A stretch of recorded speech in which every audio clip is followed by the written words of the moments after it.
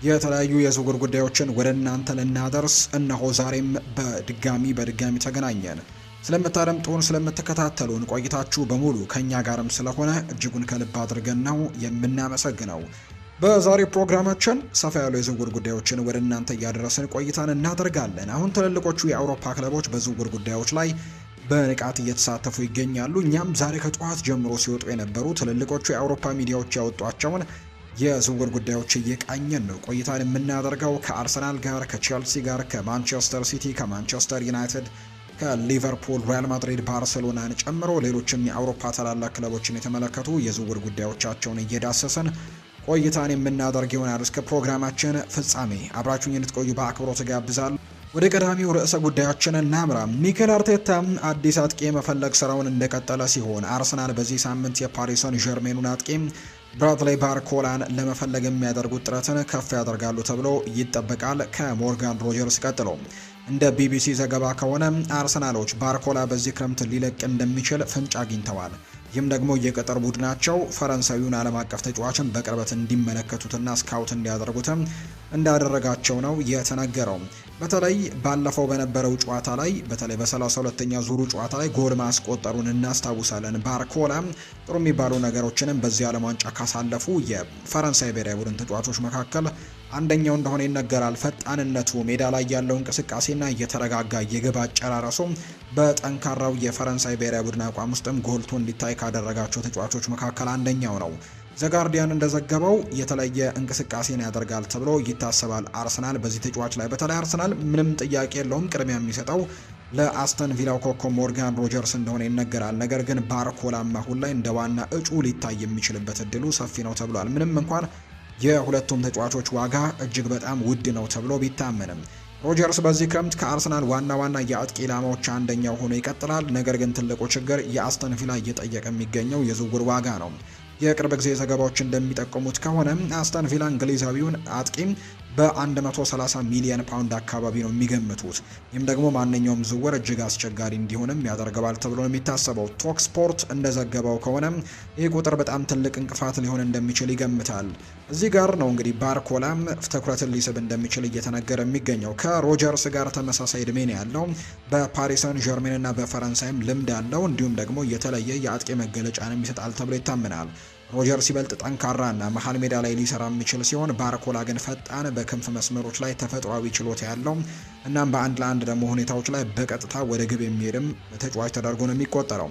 ለአርሰናል ይሄ በጣም ጠቃሚ ሊሆን ይችላል ተብሎ ይታሰባል። አርቴታ በተለይም በቡካዮ ሳካና በጋብሪኤል ማርቲኔሊ ላይ ያለው ጫናን ለመቀነስም በአጥቂ መስመሩ ላይ ጭምር ፍላጎቶች እንዳሉት ይነገራል። እርግጥ ነው የጋብሪኤል ማርቲኔሊ በዚህ የክረምት ተጫዋቾች የዝውውር መስኮት በክለቡ ይቆይ አይቆይ የሚለው ጉዳይ እስካሁን የተረጋገጠ ጉዳይ ባይኖረው አርሰናል ሞርጋን ሮጀርስን ከማስፈረም ይልቅ ግን ባርኮላን ማስፈረም ሊሻላቸው እንደሚችል ከዋጋው አንጻር ግምቶች እየወጡ ነው።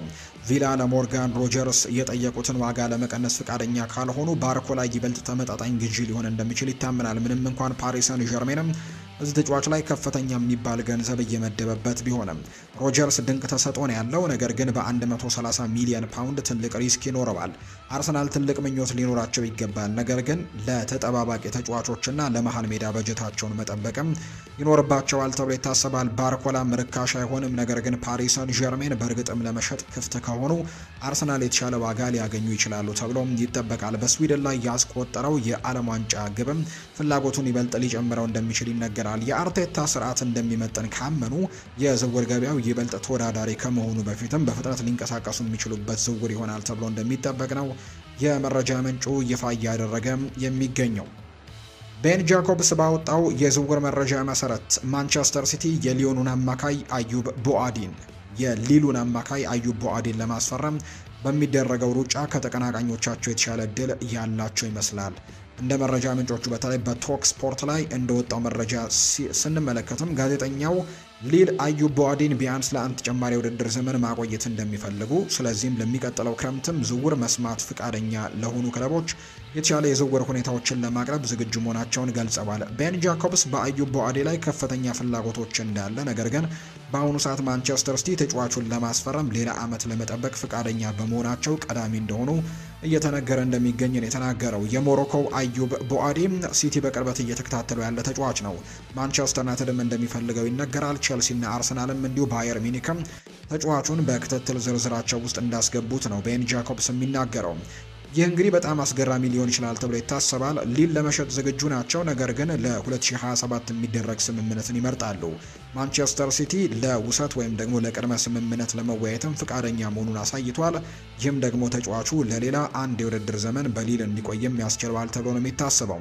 ዋጋው በአሁኑ ሰዓት 80 ሚሊዮን ዩሮ አካባቢ ነው። ነገር ግን ተጫዋቹ በውሰት ለመተውም ወይም ደግሞ ለቅድመ ስምምነትም ለሚስማሙ ክለቦች ዋጋው ሊቀንስ ይችላል ተብሎ ይታሰባል። በአሁኑ ሰዓት ተጫዋቹን መውሰድ ለሚፈልጉ ሌሎች ክለቦች ዋጋው 100 ሚሊዮን ዩሮ ነው።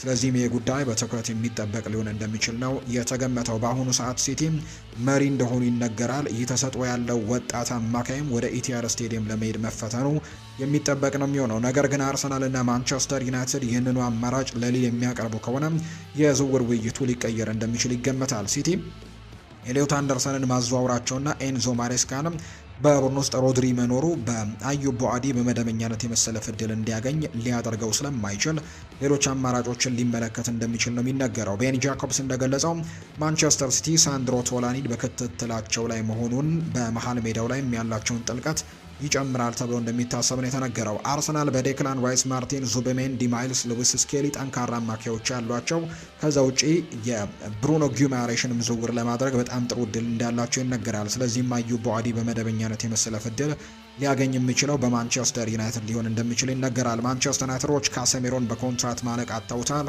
ማኑኤል ኡጋርቴ በዓለም ዋንጫው ላይ ለደረሰበት ከባድ ጉዳትም እንግዲህ በጣም በትልቁ ለረጅም ጊዜ በክለቡ አይኖርም ተብሎ ነው የሚታሰበው። ከዛ ውጭ ግን ያስፈረማቸው 2 ዝውውሮች እንዳሉ ይታወቃል። ቢሆንም ግን አዩብ ቦአዲ ለመፎካከር ዝግጁ ሊሆን እንደሚችል የሚጠቁሙ ነገሮችን የሰማ ነው።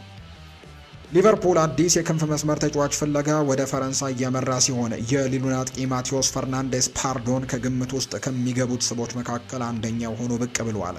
እንደ ዴይሊ ኤክስፕረስ ዘገባ ከሆነም ሊቨርፑል በክንፍ መስመር ላይ አማራጮችን መገምገማቸውን ሲቀጥሉ ከዚህ የ21 ዓመት ቤልጅማዊ አጥቂ ጋርም ስማቸው እየተነሳ ነው። ሊቨርፑል በተለይም ወደ ፓሪስ ሰን ዠርሜን እንደሚሄድ የሚጠበቀውን ያን ዲዮማንድን ካጡ በኋላ በዚህ ክረምትም ከበርካታ አጥቂዎች ጋር ስማቸው እየተነሳ ነው። ማቴዎስ ፈርናንዴስ ፓርዶ የሊቨርፑል ብቸኛ ኢላማ እንደሆነ አይታመንም፣ ነገር ግን ስሙ ትኩረት የሚስብ ነው። ዘ ሊቨርፑል ኦፍሳይድ የተባለ የመረጃ ምንጭ እንደተናገረው እንደ ብራድሌ ባርኮላ፣ ሰኢድ ኤልማላ እና ያኩቡ ሚንቴ ካሉ ተጫዋቾች ጎን ለጎን እንደ አማራጭም ማቴዎስ ፈርናንዴስ ፓርዶንም እየተመለከቱት እንዳለን የተነገረው። ሊቨርፑል እያነጣጠሩ ባለው የአጥቂ አይነትም ሊታይ ፍላጎታቸው ምክንያታዊ ነው። ፈርናንዴስ ፓርዶ ወጣት፣ ፈጣን፣ በቀጥታ ወደ ግብ የሚሄድና በሶስቱም የአጥቂ መስመር ቦታዎች ላይ መጫወት የሚችል ተጫዋች ነው። አሁንም በማደግ ላይ ቢሆንም በሊል ያሳየው ብቃት ግን ከፈረንሳይ ውጭ ላሉ ክለቦችም ቀልብን እንደሳበ ጭምር ይነገራል። ዋናው ጥያቄ ዋጋው ጉዳይ ነው። አሁን ላይ እንደሚወጣው መረጃ ከሆነ ሊል እንግዲህ በዚህ አጥቂ ላይ ወደ 70 ሚሊዮን ዩሮ አካባቢ ሊጠይቁ እንደሚችሉ ይህም ዝውውሩን ውድ ከሚያደርጉት ነገሮች አንደኛው እንደሆነ ይፋ ተደርጓል። ሊቨርፑሎች ይህ ቁጥር እንግዲህ ተጫዋቹ ለወደፊት ሊደርስበት በሚችለው ደረጃ ላይ ከፍተኛ እምነት እንዲኖራቸው ይጠበቃል። ሊቨርፑል የአጥቂ ጥልቀት ያስፈልጋቸዋል፣ ነገር ግን በፍጥነት ተጽዕኖ መፍጠር የሚችሉ ተጫዋቾችን ነው ማምጣት ቅድሚያ የሚሰጡት። ፈርናንዴስ ፓርዶ አቅም አለው፣ ነገር ግን ስሙ ከተያዘባቸው ሌሎች ተጫዋቾች ያክል ውጤታማነት የተረጋገጠ አይደለም።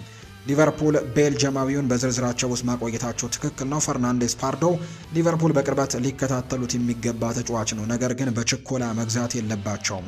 አጓጊ ችሎታዎች ያሉት ሲሆን በተለይም ፍጥነት፣ ጫናንና እንቅስቃሴንም በሚደነቅ አስተላለፍ ውስጥም በጣም ጥሩ የፕሪሚየር ሊግ የክንፍ ተጫዋችም ሊሆን እንደሚችል ይነገራል። ሆኖም ግን የሊል ግምት በእርግጥም ወደ 70 ሚሊዮን ዩሮ አካባቢ የሚጠጋ ከሆነ ሊቨርፑል ጥንቃቄ ማድረግ ያለባቸው ሰዓት ላይ ናቸው። በዚህ ዋጋ ክለቡ ቀድሞውኑ በከፍተኛ ደረጃ ላይ ያለ በቋሚነት ለመሰለፍ ዝግጁ የሆነ ተጫዋች መፈለግ ይኖርባቸዋል። ባርኮላ ይበልጥ የዳበረ አማራጭ ሊሆን ይችላል። ፈርናንዴስ ፓርዶ ደግሞ ከፍተኛ አቅም ያለው የረጅም ጊዜ ፕሮጀክት ነው የሚመስለው። ሊቨርፑል የዝውውር ንግግሩን ማቆየት አለባቸው፣ ነገር ግን ቀጣዩ የክንፍ ተጫዋች ዝውውራቸውን በዲያማንዴ መውጣት ወይም መጥፋት ምክንያትም ከመበሳጨት ይልቅ በዋጋና ለቡድኑ በሚመጥን መልኩ ላይ መከናወኑን ማረጋገጥ ይኖርባቸዋል ተብሎ ነው የሚጠበቀው። ኤቨርተን ከቼልሲ በውሰት የወሰዱትን ታይሪክ ጆርጅን በዚህ ክረምት በቋሚነት ማዘዋወራቸው ይፋ ተደርጓል። እንደ ቲም ቶክ ዘገባ ቶፊዎቹ ኤቨርተኖች ባለፈው የውድድር ዘመን ሁለተኛውን አጋማሽ ላይ በውሰት ከቆየ በኋላ የ20 ዓመቱን የክም ተጫዋች አስፈርመዋል። እንግዲህ ታይሪክ ጆርጅ በኤቨርተን በ11 ጨዋታዎች ላይ ተሰልፏል። ክለቡ መጀመሪያ ላይ ተቀምጦ የነበረውን የ25 ሚሊዮን ፓውንድ የመግዛት አማራጭንም ለመጠቀም ወስኗል። ከቼልሲ ጋርም የሚደረገው ድርድር ሁሉም ተጠናቆ የግላቸው አድርገውታል። ዘጋርዲያን እንደዘገበው ኤቨርተን አነስተኛ የቅድሚያ ክፍያና የወደፊት ተጨማሪ ጥቅማ ጥቅሞችን ወይም አድኦንሶችን ያካተተ የተዋቀረ ስምምነትን ለመፍጠር ሞክረዋል። ይህም የጠቅላላ ክፍያውን መጠን ወደ ቼልሲ ዋጋ ግምት እንዲጠጋ አድርጎታል። ያካሄድ ወጪያቸውን በጥንቃቄ ለመቆጣጠር ለሚሞክሩትና ለዳቪድ ሞይስም ተጨማሪ የአጥቂ ተጫዋቾችን ለመጨመር ለሚፈልግ ክለብም ተገቢ መንገድ እንደሆነ ነው በርካቶች ያነሱት። በኤቨርተን በኩል በታይሪክ ጆርጅ ላይ ያለው ፍላጎትን ለመረዳት ቀላል ነው። ወጣት፣ ፈጣን እንዲሁ ደግሞ ግቦችን በቀጥታ የሚሄድ ሲሆን ባለፈው የውድድር ዘመንም በጉዲሰን ፓርክ ጊዜው ስላሳለፈ ክለቡን ቀድሞ ያውቀዋል ተብሏል።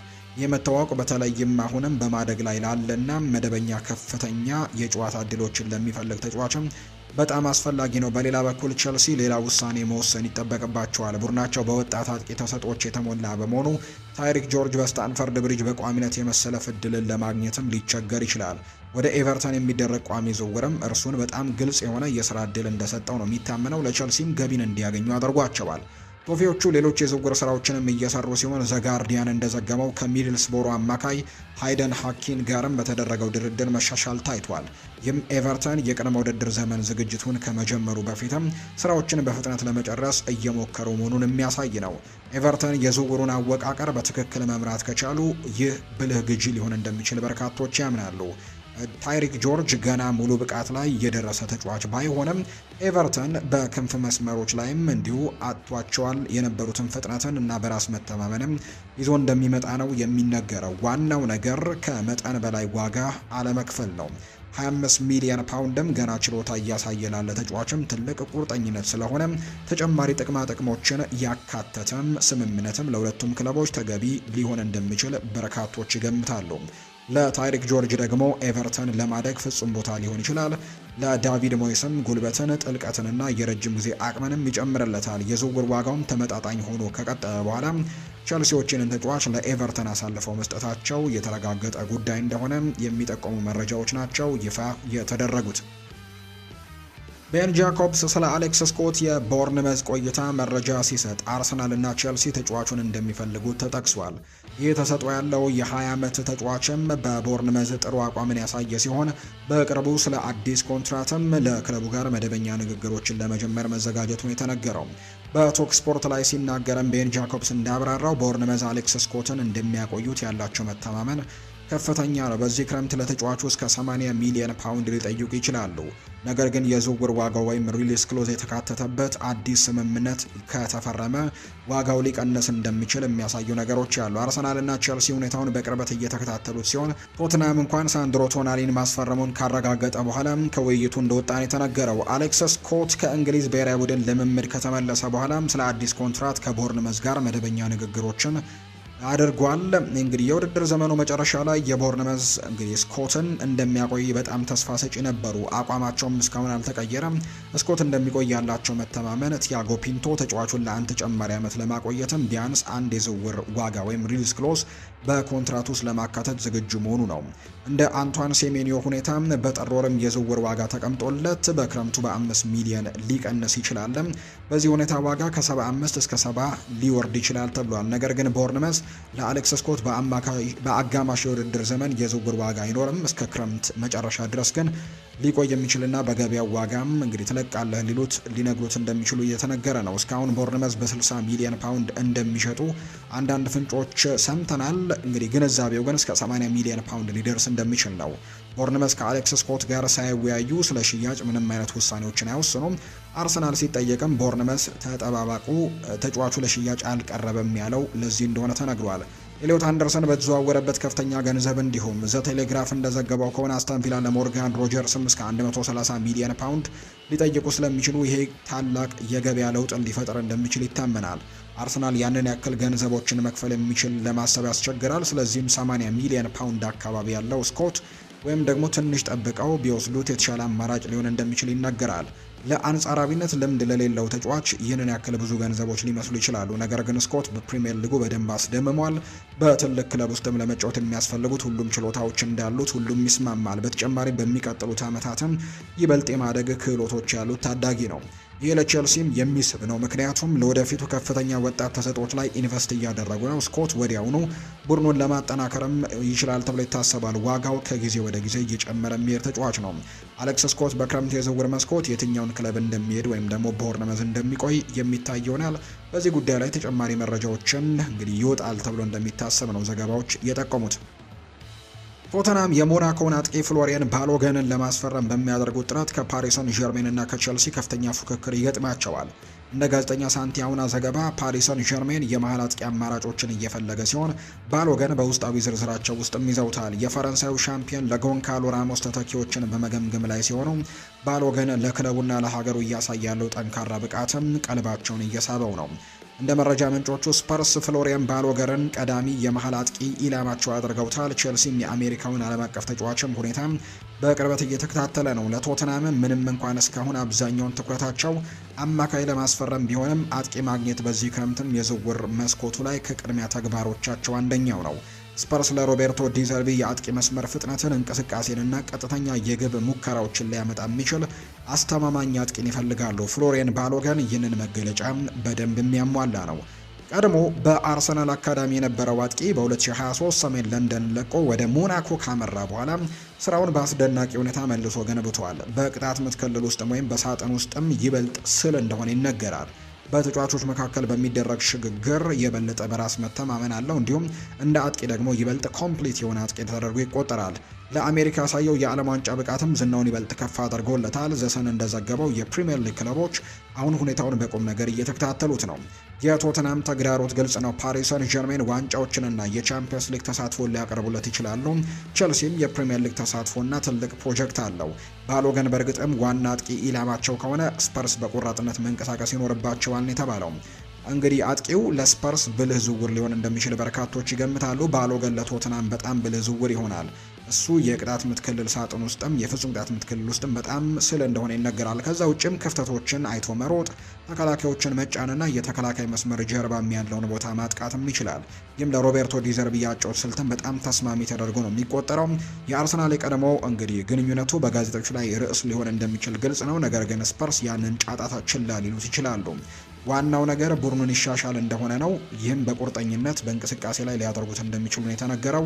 ዋናው ችግር ግን ዋጋው ነው። ሞናኮ በተለይም ከዓለም ዋንጫው ተጽዕኖ በኋላም በቀላሉ አይሸጡትም። ነገር ግን ቶትናም የፕሪሚየር ሊግ ልምድ ያለው በሀገር ውስጥ የሚያደገና እንዲሁ ደግሞ ማደግ የሚችል ወጣት አጥቂ የሚፈልጉ ከሆነ ፍሎሪያን ባሎገንም በዝርዝራቸው አናት ላይ ሊቀመጥ ይችላል። የፓሪስ ሰን ዠርሜንና የቼልሲ ፍላጎት ስፐርስ በትክክለኛው አቅጣጫ እየተመለከቱ መሆኑን ብቻ ማረጋገጥ ይችላል። ምክንያቱም ሌሎች ትልልቅ ክለቦችም እየፈለጉት የሚገኝ አጥቂ መሆኑን በደንብ መረዳት እንደሚችል ጭምር ነው ዘገባዎች እየጠቆሙ እንደሚገኝ መረጃዎቹም የጠቆሙት። ሌላኛው የሚነሳው ጉዳይ ደግሞ ማንቸስተር ዩናይትድ የዌስትሃም ዩናይትዱን የክንፍ ተጫዋች ሴሜርቪልን በዚህ ክረምት ለማዘዋወር እያሰቡ ሲሆን ሊቨርፑል ቀደም ብሎ የነበረውን ፍላጎት የዝውውሩን ታሪክ ይበልጥ አስገራሚ አድርጎታል። እንደ ስካይ ስፖርት ዘገባ ሚኬል ካሪክ በአጥቂ መስመራቸው ላይ ፍጥነትንና ቀጥተኛነትን ለመጨመርም በሚሰሩበት በዚህ ሰዓት ሴሜርቪል ከዩናይትድ ዋና የግራ መስመር አጥቂ ኢላማዎች አንደኛው ሆኖ ብቅ ብሏል። የዩናይትድ ዋናው ትኩረትም አሁንም የመሃል ሜዳው ቢሆንም የሆላንዱ ተወላጅ ተጫዋችም የክንፍ መስመሩ ተጫዋች በክትትል ዝርዝራቸው ውስጥ እንደተቀመጠ ነው የሚነገረው። ሁኔታው አሁንም ተለዋዋጭ ነው። እንደ ስካይ ስፖርት ዘገባ ዩናይትድ አዲስ የግራ መስመር አጥቂ ለመቅጠርም የሚወስነው ውሳኔ በማርከስ ራሽፎርድ የወደፊት እጣ ፈንታ ላይም የተመሰረተ ሊሆን ይችላል። ይህም ራሽፎርድ በክለቡ ይቆያል፣ ይለቃል፣ ወይም ደግሞ ማይክል ካሪክ እቅድም ሙሉ በሙሉ ይመለሳል በሚለው ላይ የትኩረት ነጥብ ይሆናል ተብሎ ይታሰባል። ሊቨርፑል ከቅርብ ወራት ወዲህ ከሴሜርቪል ጋር ስማቸው ሲያያዝ ቢቆይም እንደ ዚስ ኢዝ አንፊልድ ዘገባ ግን በ2026 መጀመሪያ ላይ ከተመለከቱት በኋላ ፍላጎታቸው የቀዘቀዘ ነው የሚመስለው። የሴሜርቪል እንግዲህ መሳቢያነቱ ግልጽ ነው፣ ፈጣን ነው፣ በአንድ ለአንድ ሁኔታዎች ላይም በራስ የመተማመን ስሜት አለው። እናም ከግራ መስመር እየተነሳ ወደ ውስጥም ደግሞ በመግባት የማጥቃት የሚችል አይነት ተጫዋች ተደርጎ ይቆጠራል። ይህ በዩናይትድ የአጥቂ መስመር ውስጥም አንዳንድ ጊዜ ሊታይ የሚችል ተገማችነትን የሚቀንስበት አይነት መገለጫ ያደርገዋል። የ24 ዓመቱ ተጫዋች በ2026 ዓለም ዋንጫ ለኔዘርላንድ ብሔራዊ ቡድን ጥሩ ብቃትን አሳይቶ ነበር። በጃፓን ላይ ጎል አስቆጥሯል። ቡድናቸው በሞሮኮ ከመሸነፉ በፊትም ጥሩ እንቅስቃሴዎችን ሲያሳይ እንደነበር የምናስታውሰው ነው። ያ ብቃት በዙሪያው ያለውን ትኩረት ይበልጥ ጨምሮታል። በተለይም ዌስትሃም በርካታ ዋና ተጫዋቾቹን የማጣት አደጋ በተጋረጠበት ሰዓት ላይ ለዩናይትድ ሴሜርቪል ከሚነሱት ሌሎች ትልልቅ የአጥቂ ስሞች አንጻርም ርካሽና ይበልጥ ተመራጭ አማራጭ ሊሆን እንደሚችል ነው የሚታመነው። ሞርጋን ሮጀርስ አሁንም አድናቆት አላቸው። ነገር ግን የአስተን ቪላ ከፍተኛ ዋጋ ግምትና የሌሎች ክለብ ከፍተኛ ፉክክሮች ዩናይትድ ይህንን ተጫዋች ለማምጣት ከፍተኛ ሪስኮች እንዲኖሩት ያደርገዋል። ዋጋው ተመጣጣኝ ከሆነ ሴሜርቪል ለማንቸስተር ዩናይትድ በጣም ብልህ ዝውውር ሊሆን እንደሚችል ነው የሚጠቆመው። ምናልባትም በገበያው ላይ ትልቅ ስም ላይሆን ይችላል፣ ነገር ግን ጉልበትን፣ የፕሪሚየር ሊግ ልምድን እና ካሪክ የሚፈልገውን አይነት ቀጥተኛ የግብ ማስቆጠር እድሎችንም ይዞ ይመጣል። የሊቨርፑል ነገሮችም አስፈላጊ ናቸው መመልከቱም። ሊቨርፑሎች በአሁኑ ሰዓት በጠንካራ ሁኔታ ባይገፉበትም ቀድሞ የነበራቸው ፍላጎት ግን ሴሜርቪል ታላላቅ ክለቦችም በቅርበት ሊመለከቱት የነበረ ተጫዋች መሆኑን ያሳያል። ዩናይትድ ብዙ መጠበቅ የለባቸውም። የራሽፈርድ ወደፊት ዕጣ ፈንታ አጠራጣሪ ሆኖ ከቀጠለና ዌስትሃም ለመሸጥ ክፍት ከሆኑ ሴሜርቪል በፍጥነት በክረምቱ በጣም ተግባራዊ የአጥቂ ዝውውሮች መካከል አንደኛው ሊሆን እንደሚገባ የሚያሳዩ መረጃዎችን ነው በትልቁ እየተመለከትን የምንገኘው።